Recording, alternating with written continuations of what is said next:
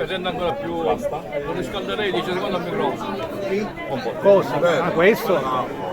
Grazie. No, ma già è caldo, diciamo. Vabbè, è un botto natalizio, di conseguenza dico, quando Io lo riscaldo sempre.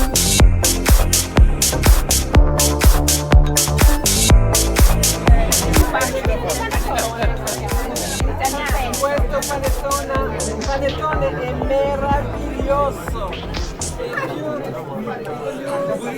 buono, no veramente.